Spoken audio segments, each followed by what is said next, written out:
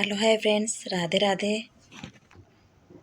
ମୁଁ ଗୋଟେ କଥା ଜଣାଇବା ପାଇଁ ଆଜି ଭିଡ଼ିଓ ଷ୍ଟାର୍ଟ କରିଛି।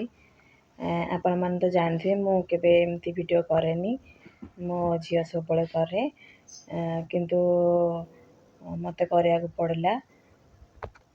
କହିବା ପୂର୍ବରୁ କହି ରଖୁଛି ଯେ ମୋ ଚ୍ୟାନେଲରେ ଯଦି କିଏ ନୂଆ ଅଛନ୍ତି ତାହେଲେ ମୋ ଚ୍ୟାନେଲକୁ ସବସ୍କ୍ରାଇବ୍ କରନ୍ତୁ, ଲାଇକ୍ କରନ୍ତୁ। ଆଉ ଯଦି କ'ଣ କିଛି ଭୁଲ ହେଲା କି ଯାହା ବି ହେଲା କମେଣ୍ଟରେ ଟିକେ ଜଣାନ୍ତୁ। ଏଥର କହୁଛି ମୋର କ'ଣ ଭୁଲ ହେଇଛି, କ'ଣ ହେଇଛି, ଏଇଟା ଆପଣଙ୍କୁ ବି ଭଲ ସବୁ ଜାଣିବାରେ ବି ସାହାଯ୍ୟ ହେବ। ସବୁ ୟୁଟ୍ୟୁବ୍ ବିଷୟରେ ମୁଁ ଯେଉଁ YT ଷ୍ଟୁଡ଼ିଓ ବିଷୟରେ କହିବି ସେଥିରେ ବି ଜାଣିବା ପାଇଁ ଆପଣଙ୍କୁ ଭଲ ହେଲ୍ପଫୁଲ୍ ହେବ। ସ୍କ୍ରିନ୍ରେ ଦେଖୁଛନ୍ତି YT ଷ୍ଟୁଡ଼ିଓ।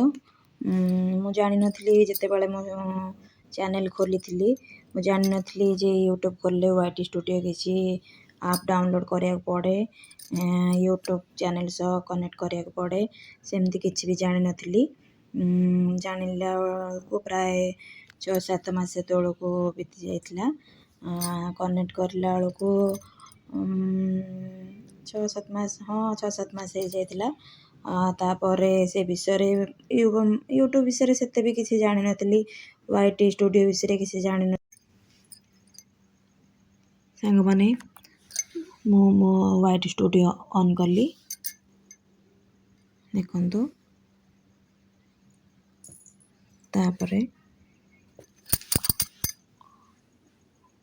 ଅନ୍ ବଟନ୍କୁ କ୍ଲିକ୍ କଲି।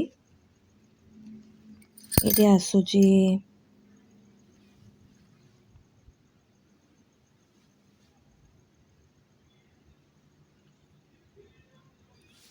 showing data 2 November 25।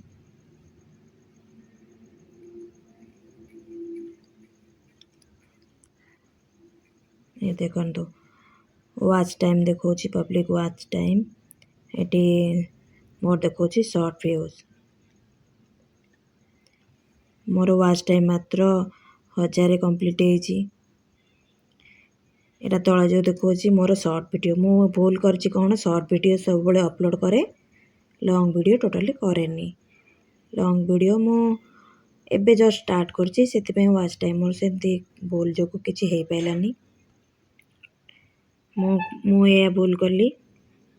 ମୁଁ ଚାହୁଁନି ଯେ ଆପଣମାନେ ବି ସେ ଭୁଲ କରନ୍ତୁ। ଦେଖନ୍ତୁ ସାଙ୍ଗମାନେ, ମୋର ଏଇ ଭୁଲଟା ହେଇଥିଲା।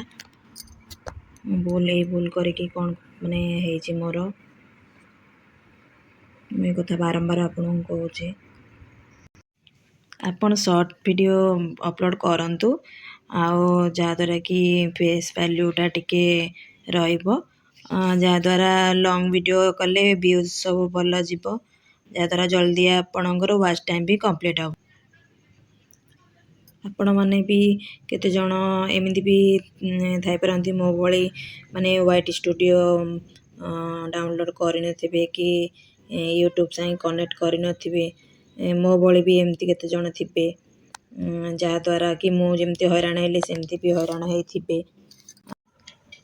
ସାଙ୍ଗମାନେ, ମୁଁ ଯେତିକି ବି YT ଷ୍ଟୁଡ଼ିଓ ବିଷୟରେ ଆପଣମାନଙ୍କୁ କହିଲି, ମୁଁ ଭାବୁଛି ଆପଣମାନେ ଏତିକି ବି ଯଦି ଆପଣ ୟୁଜ୍ କରିବେ, ଆପଣଙ୍କ ଚ୍ୟାନେଲ୍ ବହୁତ ଶୀଘ୍ର ମନିଟାଇଜ୍ ହେଇଯିବ।